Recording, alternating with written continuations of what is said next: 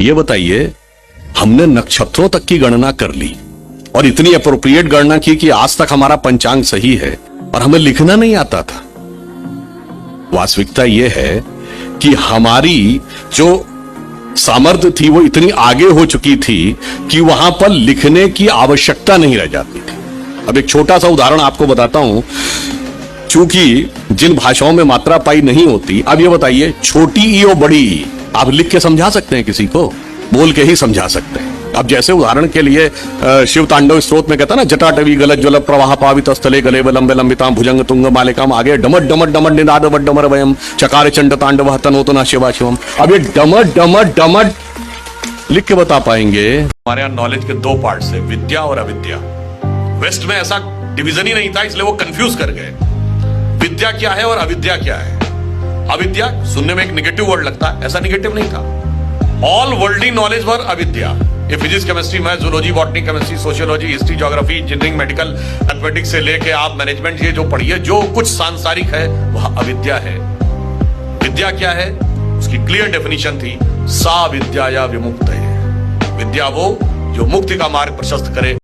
इस धरती के ऊपर प्लांट, एनिमल से लेकर जितनी भी स्पीशीज पाई जाती हैं, उनकी कुल संख्या कितनी है? किसी ने इसको कभी देखा है, ध्यान दिया है? अगर आप नेशनल ज्योग्राफिक सर्वे पर जाएं तो कहा जाता है कि पूरी धरती पे 8.7 मिलियन स्पीशीज है, यानी कितनी? 87 लाख। और हमारे यहां कितनी योनियां मानी गई हैं? 84 लाख। कुछ है ना मिलती जुलती फिगर? अब ये तो वो कह रहे हैं ना 87 लाख है, और ये 87 लाख जो है ये भी कोई काउंटेड डाटा नहीं है, ये एक इंपेरिकल डाटा है। मतलब 1 to 87 लाख काउंट नहीं किया गया, माना गया कि ऐसे ऐसे होंगे, यार ये अप्रोक्सीमेट डाटा है। तो कई बार आप देखिए बहुत सी चीजों के बारे में जिसको लेकर भारतीय संस्कृति पर मजाक उड़ाने का प्रयास किया जाता था, वह चीज आगे जाकर उत्तरोत्तर सही होती नजर आती। हमारा नया साल शुरू होता है मार्च से। अब मैं एक बात कहना चाहूंगा, 2 महीने का अंतर है दोनों में। तो जनवरी, फरवरी, मार्च, अप्रैल किसके नाम पे हैं? आप जाके नेट पे चेक कर लीजिएगा, मिल जाएगा। जूलियस सीजर के नाम पे जुलाई है, अगस्टस सीजर के नाम पे अगस्त है। जिस राजा को बड़ा दिखाना था उसने अपना 31 का महीना कर दिया ताकि 30 से ज्यादा मेरा हो। मगर 4 महीने ऐसे हैं जिनका उल्लेख ही नहीं मिलता कि कहां से। सितंबर, अक्टूबर, नवंबर, दिसंबर। सितंबर क्या है? ग्रेगोरियन कैलेंडर का 9वां महीना, हमारे कैलेंडर का 7वां महीना। जब सूर्य सप्त अंबर में है तो वो सितंबर है, अष्ट अंबर में है तो अक्टूबर है, नवम अंबर में है तो नवंबर है, दशम अंबर में है तो दिसंबर। यदि ये सब कुछ सच है तो जिन जिन लोगों ने अपने महीने का नाम बड़ा करने के लिए 31 का महीना किया, तो सारे कटने कहां से चाहिए? आखिरी महीने से कटने चाहिए थे ना। तो दिसंबर 28 का होना चाहिए था, फरवरी 28 का क्यों? सारी दुनिया में एक जमाने में वही कैलेंडर था। किसी से पूछिए कि साल में 12 महीने क्यों होते हैं? इंपेरिकल डिवीजन होता तो 10 होने चाहिए थे। अच्छा, किसी से पूछिए कि सर्किल में 360 डिग्री क्यों होते हैं? मैं सनातन धर्म पर ही बहुत बता रहा हूं, इन लोगों को नहीं समझ में आता। बड़े से बड़े मैथमेटिक्स के प्रोफेसर से पूछिए कि साहब सर्किल है, why there are 360 degrees in a circle? Empirical division में 100 होते, 200 होते, 300 होते, समझ में आता। 350 भी समझ में आ सकता था भाई, 360। उसका रीजन है कि हमारे यहां 6 वेदांग हैं, शिक्षा, कल्प, निरुक्त, छंद, व्याकरण, ज्योतिष। वेदों के 6। ज्योतिष के 2 भाग हैं, फलित और गणित। The entire mathematics was devised to interpret the motions of the planets. और प्लैनेटरी मोशन में when earth take 1 circle round the sun, in that process it rotates 360 times on its axis. That's why there are 360 degrees in a circle. And in that process 12 times moon takes the round of the earth. So that's why there are 12 months in this process. तो हमारा तो इतना scientific निकल के आ रहा है और उसके बाद किसी को नहीं समझ में आ रहा है।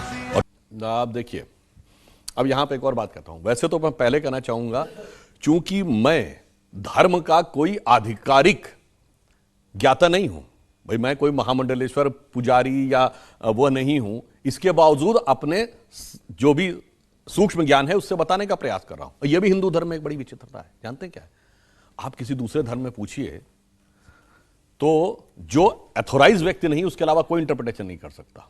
आप पूछिए, कोई कहेगा मौलवी, मुफ्ती, बारी, मुकर्रम ही बोलेगा, आम आदमी नहीं बोलेगा। आर्क बिशप, कार्डिनल ही बोलेगा, और नहीं बोलेगा हमारे यहां सब बोलेगा, उल्टा सीधा बोलेगा, बगैर पढ़े हुए बोलेगा, बगैर जाने हुए बोलेगा। यह भी एक हमारी बहुत बड़ी समस्या है। अब आपको बताते हैं, देखिए क्या होता है कि जिन लोगों को उस विषय के बारे में जानकारी नहीं, एक छोटी सी बात कहता हूं, एक अब टेक्नोलॉजी ये आ गई है कि यदि कोई व्यक्ति बैठा है तो उसके जो मेंटल वेव्स हैं उसका ऑरा दिखाई पड़ता है। उसको मैं नाम भूल रहा हूं, एग्जैक्टली वर्ड मेरे दिमाग से निकल रहा है। तो अब यह बात आई कि जब भी कोई व्यक्ति अच्छी मेंटल स्टेट में, आप खुश हैं, तो आपकी तरफ के ऑरा का वाइब्रेशन बड़ा स्मूथ होता है। जब आप दुखी होते हैं तो वो डिस्टर्ब होता है। यहां तक साइंस को दिख गया है। अब इसके आगे यह किया गया कि जब आप ध्यान लगा के बैठते हैं तो ऑरा आपका स्मूथ होने लगता है। स्मूथ होने के साथ पैराबोलिकल होने लगता है। अगर जाकर कहीं चेक करें तो आपको यह दिखेगा कि जब आप कोई व्यक्ति पूर्ण ध्यान की अवस्था में हो, उसका ऑरा लिया जाए तो वो बिल्कुल वैसा ही दिखेगा जैसा कि शिवलिंग के आकार का दिखता है। अब इसीलिए तो मैं कह रहा हूं, और शिव क्या है, ध्यान लगाइए तो वो उसके देवता हैं। इसीलिए शिव जी के पास तीसरा नेत्र है। तीसरा नेत्र किसका है? ज्ञान का प्रतीक है। तीसरा नेत्र खोलते ही क्या भस्म होता है? कामदेव भस्म होते हैं। कामदेव किसके प्रतीक हैं? वासना के प्रतीक हैं। इसीलिए हमारे यहां पुरुषों में तिलक और स्त्रियों में बिंदी लगाने की प्रतीक थी, क्योंकि सारा अनुसंधान तीसरे नेत्र पर है। और तीसरा नेत्र कब खुलता है? जब ये आंख बंद करके आप ध्यान में जाते हैं। इसलिए मैं कह रहा हूं कि उन चीजों के बारे में जिसको नहीं पता, ये जानते हैं कुछ कुछ ऐसी बात है। मैंने बचपन में एक फिल्म देखी थी, शायद लेट 60s की थी, ब्लैक एंड व्हाइट जमाने की, भूल रहा हूं। उसमें जितेंद्र एक अशिक्षित व्यक्ति बने हुए हैं। वो ट्रेन में अंदर आते हैं और वो अपना बहुत बड़ा सा एक जो बोरा लादे होते हैं वो चेन पुलिंग वाले उस पर टांग देते हैं। ट्रेन रुक जाती है। अब वो आता है, जो टीटी देखता है, वहां तो पता लग जाता है ना किस डिब्बे से ट्रेन खींची गई। आके देखता, कहता ये किसने टांगा? उसने कहा जी मैंने टांगा। कहता इसकी वजह से ट्रेन रुक गई। कहता क्या आप हमको बेवकूफ बना रहे हो क्या? जो अपने पेट में इतने सैकड़ों हजारों लोगों को लेकर चलती है वो इसे खींचने से रुक जाती है। इतना बेवकूफ हमको मत समझिए। तो ऐसी ही बुद्धि उन लोगों की है। आप किसी से कहिए कि यहां से बटन दबाएंगे, आज से केवल 100 साल पहले, तो आपको न्यूयॉर्क में बात हो जाएगी, तो कहते थे ना इतना बेवकूफ मत समझिए। इसलिए मैं कह रहा हूं ज्ञान का विकास होने दीजिए, तब आपको समझ में आएगा। अब एक उदाहरण दे देता हूं। आज से केवल 60-70 साल पहले आप किसी से कहते दिल्ली में फैक्ट्री चल रही है तो कनाडा में बर्फ पिघल रही, तो कहा जाता है इतने अनसाइंटिफिक हो, इतने बेवकूफ हो। अरे हीट इतने मीटर से आगे नहीं जा सकती और तुम कह रहे हो हजारों किलोमीटर चली गई। आज ग्रीन हाउस इफेक्ट ने यह प्रूव किया है कि हमारे कमरे का, आपका एसी भी नॉर्थ और साउथ पोल की बर्फ को पिघला रहा। क्यों? Entire earth is a cosmic unit. अरे उस स्तर तक पहुंचो तो तब तो समझ में आएगा कि यथार्थ क्या है। एक और उदाहरण देता हूं। ये जमीन के ऊपर लाइन है, ये क्या है? स्ट्रेट लाइन है ना? क्या ये स्ट्रेट लाइन है? बताइए। नहीं, ये स्ट्रेट लाइन है नहीं, ये अर्थ के रेडियस के सर्किल का आर्क है। यानी पृथ्वी की जितनी त्रिज्या है उस वृत्त का ये एक आर्क है। बड़े आपको कब समझ में आएगा? जब कई हजार किलोमीटर ऊपर आप जाएंगे तो आपको दिखेगा धरती गोल है और ये स्ट्रेट लाइन उस गोल आर्क का हिस्सा है। यहां बैठ के आप कहेंगे कितने बेवकूफ हो, तुम्हें दिख रहा है कि लाइन है, इसके बावजूद तुम्हें समझ में नहीं आ रहा है। जैसे दिखता है कि सूरज पृथ्वी के चारों ओर घूमता है। घूमता है क्या?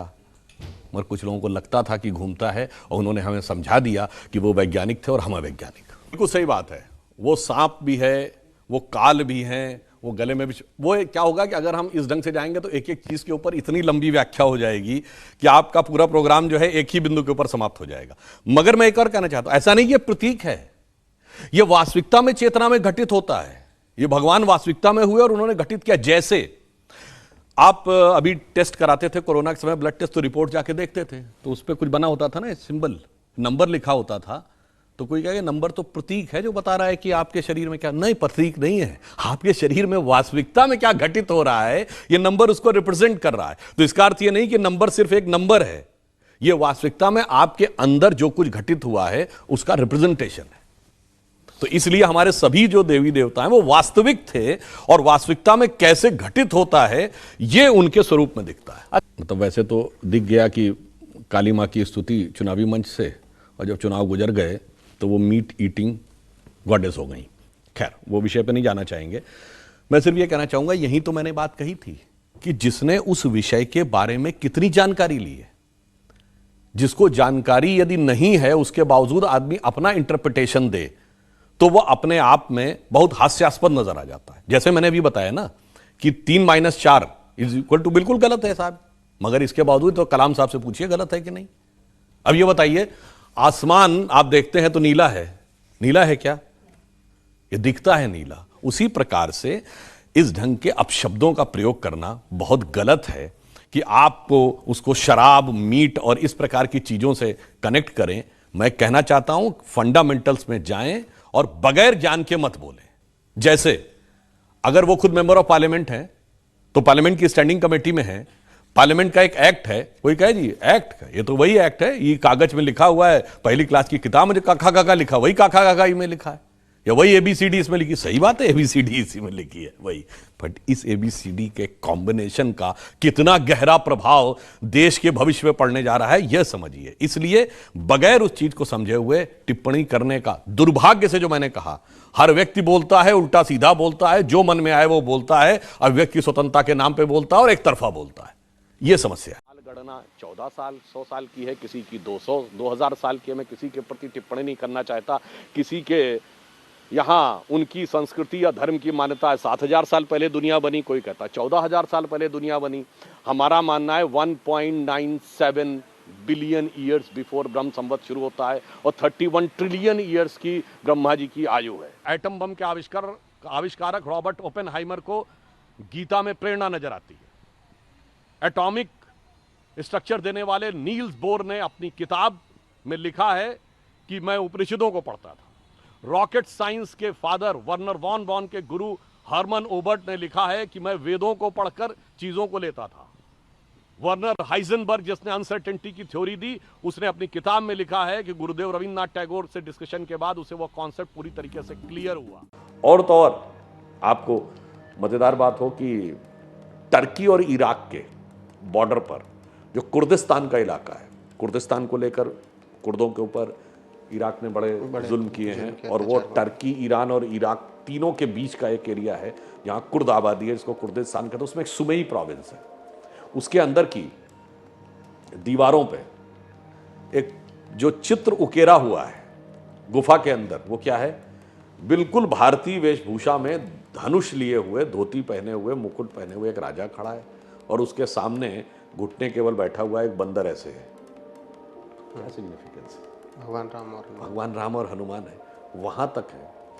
फेराहो जो इजिप्ट के बड़े राजा थे, सबसे बड़े राजा, फेराहो का नाम बहुत सुना होगा।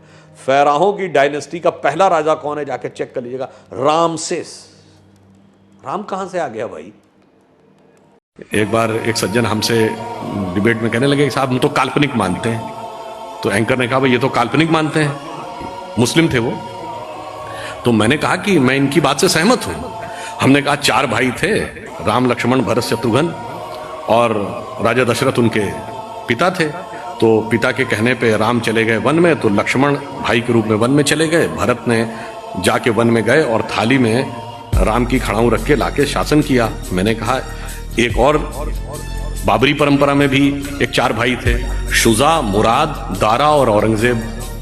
मैंने कहा एक ने बाकी 3 का कत्ल कर दिया, बाप को जेल में डाल दिया, और इतने से भी उसे संतोष नहीं हुआ, अपने सगे बड़े भाई दारा शिकोह का सर काटकर थाली में सजाकर जेल में बंद अपने बाप के पास भेजा। तो मैंने कहा जिन्होंने थाली में भाइयों के कटे हुए सर देखे हों, उन्हें थाली में रखी हुई भाइयों की खड़ाऊ कल्पना ही लगे।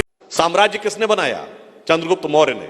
अफगानिस्तान से लेकर बर्मा तक एकजुट किया और ग्रीक्स को मार मार कर अफगानिस्तान के पार भगाया। और यह हिस्टोरिकली प्रूवन फैक्ट है कि आफ्टर सम्राट Ashok diluted the army, India पे इन्वेजन शुरू हुआ और फॉरेन्स आके सेटल होने शुरू हो गए। तो भैया महान तो था चंद्रगुप्त मौर्य, परंतु इतिहास में उसको महान क्यों नहीं कहा गया? भाई वो तो एक ऑर्गेनाइज नेशन की बात कर रहा है जो कि फॉरेनर्स को मार के भगाने में सक्षम है, वो सूट नहीं करता। और फिर Chandragupta Maurya was the lower caste who is rising to the power with the help of a Brahmin, ये भी कम्युनल हार्मोनी सूट नहीं करती। नहीं था, उसने जो लूटपाट की है वो अपने किंगडम को इनरिच करने के लिए की है, जबकि हकीकत यह है कि खुद महमूद गजनवी के साथ आए हुए उसके राइटर उतबी उसने अपनी किताब तारिकुल यामनी में लिखा है कि जब उसने मंदिर पे कब्जा कर लिया और उसके पास राजा और पुजारी पहुंचे कि ये शिवलिंग मत तोड़िए, इसके लिए हम 1 करोड़ स्वर्ण मुद्राएं देने को तैयार हैं, और उसके सलाहकार गए तो जानते क्या जवाब दिया महमूद गजनी ने? कि मैं तोड़ूंगा जरूर, इसलिए कि कयामत के दिन मैं बुत फरोश के रूप में जाना जाऊं, बुत शिकन के रूप में जाना जाऊं, बुत फरोश के रूप में। ये बात कहीं नहीं पढ़ाई जाती। यानी ट्रेवल, यानी मैं एक बुत फरोश का मतलब हुआ कि जो मूर्तियों के साथ बिजनेस कर रहा हो, उसके लिए नहीं, मूर्ति को तोड़ने। और अंत में एक बात कहता हूं, आज की युवा पीढ़ी है, देखिए सिर्फ नैरेटिव क्या है। फिल्में हम लोग देखते हैं, युवा पीढ़ी को प्यार मोहब्बत की बातों में बड़ा आनंद आता है। एक लाइन और कह दूं तो, प्यार मोहब्बत की बात हो तो क्या नाम याद आते हैं? शाहजहां, नूरजहां, जोधा अकबर, सलीम अनारकली, शीरी फरहाद, लैला मजनू, यही पढ़ाया गया ना। जबकि एक मुगल बादशाह बताइए जिसकी 1 दर्जन से कम ऑफिशियल बीवियां रही हूं, और एक भी बादशाह बताइए ऐसा कैसा प्यार था तो 10-10 के साथ हो जाता था। स्त्री के प्रति समर्पित निष्ठावान प्रेम का प्रतीक 3 पीढ़ियों से हमारे दिमाग में ऐसे भर दिया गया कि बच्चे से पूछिए तो उसे यही याद आता है। इसे कहते हैं एजेंडा, और एजेंडा सिर्फ एक तरफ नहीं था। इंडिया गेट के सर्किल पे घूम जाइए, बाबर रोड, हुमायूं रोड, अकबर, वो सब तो अलग है। आपको मानसिंह रोड भी मिल जाएगी, मगर राणा प्रताप रोड नहीं मिलेगी। इसीलिए वीएस नायपॉल ने जो कहा था वो सच कहा था कि राष्ट्रवाद को कमजोर करने का इतिहास राष्ट्रवाद। कृष्ण भक्त कवि थे सैयद इब्राहिम रस खान, और वो इस सीमा तक उनकी भक्ति थी कि उन्होंने लिखा, मानुस हो तो वही रस खान, बसो ब्रज गोकुल गांव के ग्वारन, जो पशु हो तो कहा बस मेरो, चरो नित नंद की धेनु मजारन, और पाहन हो तो वही गिर के जो धरो कर छत्र। भ्रम फैलाया जा रहा है, बिल्कुल गलत है। सावरकर जी शिवाजी नीति के फॉलोवर थे, सावरकर जी चाणक्य नीति के फॉलोवर थे, सावरकर जी कृष्णा नीति के फॉलोवर थे, और उनको गांधी के मूल्यों से तोलना उनके साथ सरासर उनके साथ एक अन्याय है। सावरकर जी ने अपने खुद की किताबों में इसका उल्लेख किया है, माय ट्रांसपोर्टेशन फॉर लाइफ, अंधकार, अंडमान के अंधेरे से, ये 2 सी किताब उनकी हैं, और दोनों किताबों में उन्होंने अपनी याचकों का उल्लेख किया, और उन्होंने कहा है कि मैं वहाँ पे कैदियों को समझाता था कि यहाँ सड़कें क्या करोगे, हमें बाहर निकल के, कोई भी युक्ति से बाहर निकल के हमें हमारी जो स्ट्रगल है उसको फिर से स्टार्ट करना है। हमारा उद्देश्य है ब्रिटिश सरकार को यहाँ से उखाड़ के फेंक देना। और दूसरे उसके साथ कॉर्पोरेटिव एविडेंस भी बहुत है। रेजिनल्ड क्रेडॉक नाम के एक ब्रिटिश अधिकारी थे, उनका लेटर है, उसमें कहते हैं वो कि 1914 का लेटर है कि भाई सरकार सोच रही है कि यहाँ के जो कैदी हैं उनको बाहर समुद्र किनारे टहलने की उनको अनुमति दी जाए, लेकिन साथ में कैवियट डालते हैं कि सावरकर को अनुमति मत देना। सावरकर के क्रांतिकारी दोस्त पूरी दुनिया में फैले हुए हैं, पूरे यूरोप में हैं, वो जहाज लेके आएंगे और उसको उठा के ले जाएंगे। आप समझे? तो ऐसे कई प्रमाण है उसके अंदर कि सावरकर की याचिकाएं, उनको एक परिप्रेक्ष्य में देखना पड़ेगा हमें। एक देखिए, शिवाजी ने अपने जीवन काल के अंदर औरंगजेब को, जिसको शिवाजी का जब देहांत हुआ उस टाइम पे उनकी राज्य की लंबाई कितनी थी मालूम है आपको? उनकी राज्य की लंबाई थी 1600 किलोमीटर। घूर, जहां से मोहम्मद गोरी आया था, उसका और दिल्ली का जो अंतर है, घूर का और दिल्ली का, उससे ज्यादा। काबुल का और दिल्ली का अंतर है, उससे ज्यादा। गजनी और दिल्ली का अंतर है, उससे ज्यादा। तो ऐसे शिवाजी ने कम से कम 5 एपोलॉजी लेटर औरंगजेब को लिखे थे। हर एक के पीछे एक युक्ति थी, एक स्ट्रेटेजी थी। किताब का नाम है अशोकावदान, जो अशोक की ऑटोबायोग्राफी मानी जाती है। अशोक पुष्यमित्र शुंग के 90 साल पहले हुए, तो अशोक की ऑटोबायोग्राफी में पुष्यमित्र शुंग का नाम कहां से आ गया? यानी आज से 2000 साल बाद कोई कहे गांधी जी की ऑटोबायोग्राफी में मोदी जी का नाम था, ये वैसी बात। नंबर 2, अगर आप अशोकावदान को सही मानते हैं तो अशोकावदान के अनुसार तो अशोक कलिंग युद्ध से पहले बौद्ध बन गया था। दूसरा, अशोकावदान में लिखा है कि अशोक ने जैन भिक्षुओं के लिए, चूंकि उसने एक चित्र देखा जिसमें एक जैन श्रमण के आगे भगवान बुद्ध को झुका दिखाया गया, तो उसने यह आदेश कर दिया कि जो एक जैन श्रमण का सर काट के लाएगा उसे एक स्वर्ण मुद्रा दी जाएगी। एक दिन उसके सगे कजिन ब्रदर का एक सर काट के ले आया, उससे उसको ग्लानि हुई, उसने विड्रॉ किया। और जहां पर आप ये पुष्यमित्र का उल्लेख करते हैं उसमें एक तांत्रिक बताता है, एक तांत्रिक बता रहा है कि वो खोपड़ियां बना लेता है, और इसलिए पुष्यमित्र शुंग को वो लोग एक, भाई ये तंत्र मंत्र की बात के ऊपर, अशोक के जमाने में पुष्यमित्र शुंग के नाम के ऊपर लिखी किताबों पे, यही तो मैं कह रहा हूं, विदेश का बहुत जबरदस्त प्रभाव। जबकि फैक्ट ये है, बौद्ध स्थापत्य कला के 2 सबसे बड़े नमूने, सांची का स्तूप और भरहुत का स्तूप, यह आर्कियोलॉजिकली प्रूवन है कि दोनों पुष्यमित्र के समय में बने। खैर, अब वो तो हुई इतिहास की बात। ये हमारी सनातन संस्कृति, हमारी चिरंतन संस्कृति, हिंदू संस्कृति, यह हमें संदेश देती है, जब भी अधर्म और धर्म के बीच का द्वंद्व होता है तो अपैरेंटली हमेशा अधर्म की पावर ज्यादा होती है। पर परिणाम क्या होता है? वो जो सर्वोच्च न्यायालय के एम्बलम पे लिखा है, यतो धर्मस ततो जया, तो इसलिए आप ये समझिए कि हम अपने अर्थ का प्रयोग सकारात्मक दृष्टिकोण से कर रहे हैं। हम दुनिया को डोमिनेट करने के लिए नहीं कर रहे हैं, हम दुनिया को मोटिवेट करने के लिए कर रहे हैं। अब मैं अंत में जो सतीश शर्मा जी ने कहा था कि भाई हिंदू रेडिकलाइज क्यों नहीं, उसका कारण यह है कि हम वो थे जिसने प्रॉस्पेरिटी की पीक देखी। अब हम वर्तमान की बात करते हैं। आपने कहा कि संविधान में के अनुसार सारे धर्म समान हैं, वो किसी को ऊपर नहीं रखता। बिल्कुल, आज का संविधान मनुस्मृति से नहीं चलता है, पर पीड़ा के साथ कहता हूं हमारी सरकार आने से पहले शरीयत से चलता था। वरना दुनिया में एक सेकुलर देश बताइए जहां शरीयत और सर्वोच्च न्यायालय के बीच में मतभेद हो तो संसद सर्वोच्च न्यायालय को रौंद कर शरीयत को उसके ऊपर कर दे, शाबानो केस। आप एक सेकुलर देश बताइए जहां ट्रिपल तलाक, हलाला, मेहरम, हज सब्सिडी होती हो, जहां वक्फ बोर्ड हो और जहां शरीयत को कानूनी मान्यता प्राप्त हो। बस, यानी यह देश वास्तविकता में सेकुलर नहीं, आंशिक मुस्लिम राष्ट्र था। और आज भी ये लोग इसी बात की लड़ाई निरंतर लड़ने में लगे हैं। और मैं मुजफ्फर खान साहब से कहना चाहूंगा, आपने बहुत अच्छी बात कही कि सब मिलकर रहते थे, मगर मैं अदब से पूछना चाहूंगा, जहां एक भी हिंदू नहीं है वहां किस बात की लड़ाई होती है? ये बताइए, ये चरारे शरीफ क्यों जला दी गई थी? वहां तो सिर्फ मुस्लिम ही मुस्लिम थे कश्मीर में। ये बताइए, सबसे मुकद्दस मस्जिद मुस्लिमों की हजरत बल है, उस पर आतंकवादियों ने क्यों कब्जा कर लिया? चलिए, जो हमारा हिस्सा था पाकिस्तान, वहां काहे बात बम चल रहे हैं? एक दूसरे पे बम, मतलब मस्जिदों धमाके काहे होते हैं भाई? पाकिस्तान में, अफगानिस्तान में, सीरिया में, लीबिया में किस बात के लिए होते हैं? मुझे बता दीजिए ना, वहां हिंदू नहीं है, वहां कहीं नहीं है, तब क्यों हो रहे हैं? इसलिए मैं कहना चाह रहा हूं कि समस्या का सही समाधान न खोजकर मैं अपने सारे साथियों से कहूंगा विनम्रता से, ये जो इतिहास खासकर लेफ्टिस्टों ने बाद में आपके दिमाग में भरा है, उस सारे इतिहास को गौर से पढ़िए और भारत की मिट्टी की खुशबू को समझाइए। एक पंक्ति में कहूंगा, हटा दो ये इतिहास झूठे तुम्हारे, यहां जर्रे जर्रे पे सच है लिखा रे, जो कोई किताबें न बानी कहेगी तो माटी सभी की कहानी कहेगी। और मैं एक और बात कहना चाहता हूं सुबोध जी, विनम्रता से, अगर आप कह रहे थे कि बौद्ध धर्म खत्म हो गया था दूसरी शताब्दी ईसा पूर्व में, तो फाहियान ने चौथी शताब्दी में शानदार वर्णन कैसे किया है?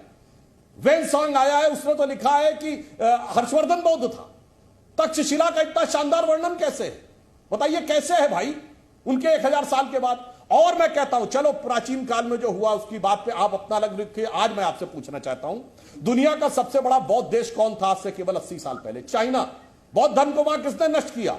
कम्युनिस्टों ने या हिंदुओं ने?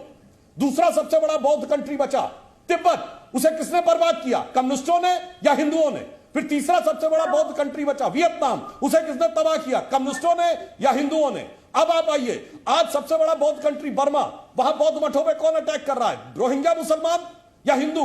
अब आप आइए, 2001 में भगवान बुद्ध की सबसे बड़ी मूर्ति बामियान में तोप लगा के किसने उड़ाई? तालिबान ने या हिंदुओं ने? 2013 में बोध गया के मंदिर में बम विस्फोट किसने किए? आप तो बिहार के ही हैं। अगर समय रहते बम में डिफ्यूज होते तो मंदिर का एक हिस्सा डैमेज हो जाता। बाबरी मस्जिद को कट्टरपंथी मुस्लिमों ने। अरे भाई, जो आंखों देखा उसका जवाब दे दो। इतिहास में 2000 साल पहले अपना अपना इंटरप्रिटेशन देते रहना। आंखों देखी मक्खी मत निगलिए, मेरा सिर्फ आपसे यह अनुरोध। कैसे आपके दिमाग में फैलता, मैं एक छोटी सी बात बता दे रहा हूं। जैसे हम सब कहते हैं कि एक अंग्रेजी का शब्द है, everything is fair in love and war. इसका हिंदी क्या है? जंग और इश्क में सब कुछ जायज है। ये हिंदी का कोई भी शब्द नहीं है। जंग हिंदी का शब्द है ना, इश्क हिंदी का शब्द है ना, जायज हिंदी का शब्द, सब फारसी के शब्द है। कभी आपने हिंदी या संस्कृत या किसी अन्य भारतीय भाषा में ऐसी कोई कहावत सुनी है कि युद्ध और प्रेम में सब था, सब कुछ उचित अनुचित? ऐसा होता ही नहीं, क्योंकि भाषा आपके दिमाग में एक संस्कृति भी लाती है। हमारे यहां युद्ध का एक धर्म है और प्रेम का एक त्याग है। इसलिए जिन्होंने कहा कि everything is fair in love and war, तो वहां आतंकवाद भी जायज है और फिर एसिड फेंकने वाले भी जायज है। इसलिए हमारे यहां ऐसा नहीं था। इसलिए हमें यह भी ध्यान रखना होगा, हम अपने बच्चों को यह भी समझाएं।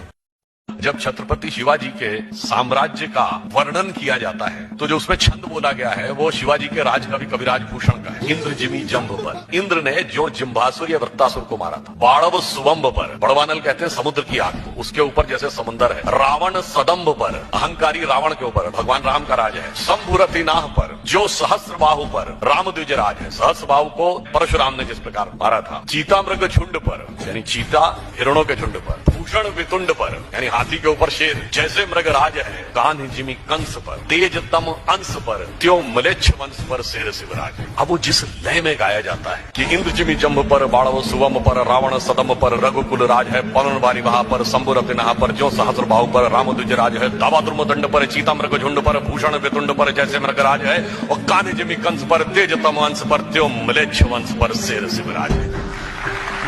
इससे सुंदर राष्ट्रवाद की प्रेरणा कहीं देखने को मिलेगी। मैं अंत में यह कहना चाहता हूं, फिर भी कुछ चीजें बहुत ध्यान रखने की होती हैं।